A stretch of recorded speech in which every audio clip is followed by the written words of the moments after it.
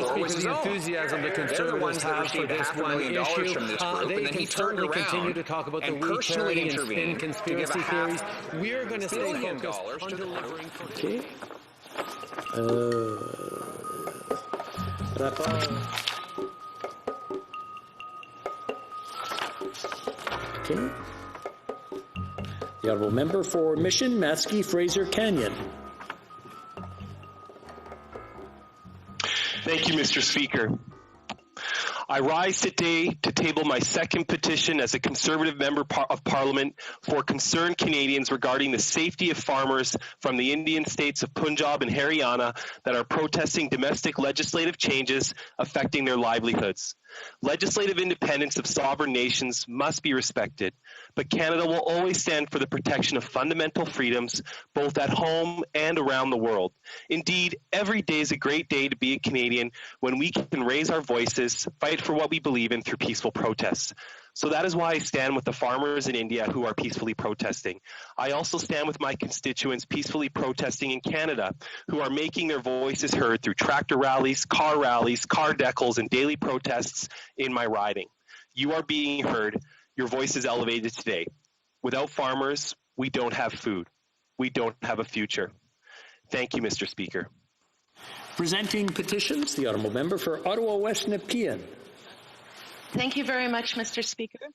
And today I am presenting petition E2868 with 3,710 signatures, petitioning the Minister of Health regarding a rare disease, spinal muscular atrophy. Health Canada has just approved a gene therapy called Zolgensma that can be close to a cure if administered before the age of 2, but it costs $2.8 million per dose. The petitioners are asking the federal government to work with the provinces to help families with the high cost of these treatments and for other rare diseases so that we can save these children. And while I'm here, Mr. Speaker, I would like to also present petition E2378, and this petition has over 1,000 signatures. The petitioners are calling on Parliament to amend legislation on medical assistance in dying to allow for advanced requests if individuals have lost cognizance or cannot provide the consent in advance, or sorry, provide the consent prior to the MAID process. Thank you very much, Mr. Speaker. Presenting petitions, the Honourable Member for Yorkton Melville.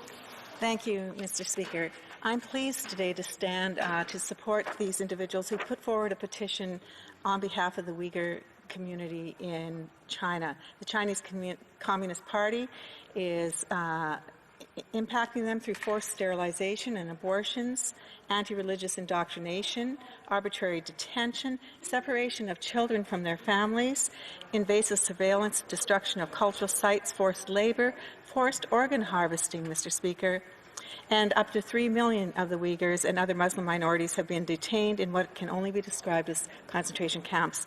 So these individuals are calling on our government to stand up for these people who are being abused in this way by formally recognizing that Uyghurs in China have been and are being subject to genocide, and to use the Justice for Victims of Corrupt Foreign Officials Act, the Magnitsky Act, and sanction those that are responsible for the heinous crimes that are being committed against this community.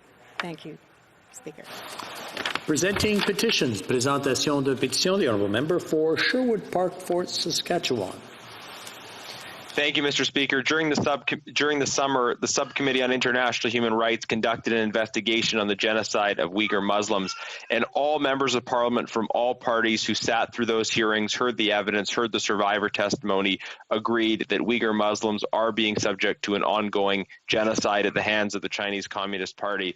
Petitioners call on the Government of Canada and all of Parliament to recognize this genocide, to recognize our commitments in terms of our responsibility to protect those who are subject to genocide, and impose Magnitsky sanctions against those involved in perpetrating this genocide, to hold accountable perpetrators and end a global culture of impunity around gross human rights violations. Thank you. Presenting petitions, the Honourable Member for Saanich Gulf Islands. Thank you, Mr. Speaker.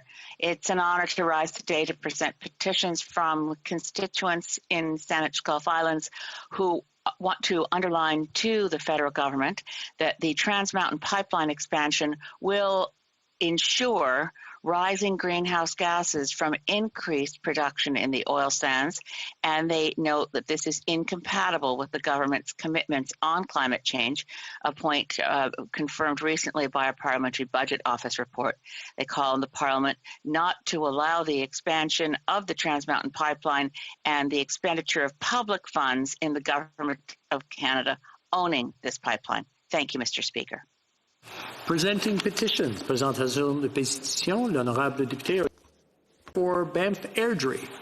Thank you, Mr. Speaker. Presenting a petition today which highlights the treatment by the Chinese government of the Uyghurs and other Muslim minorities and indicates that they believe Canada cannot remain silent in the face of this ongoing atrocity, and calling upon the government to formally recognize that the Uyghurs in China have been and are being subject to genocide, and to use the Magnitsky Act and sanction those responsible for their heinous crimes being committed against the Uyghur people. Presenting petitions. Présentation de pétition.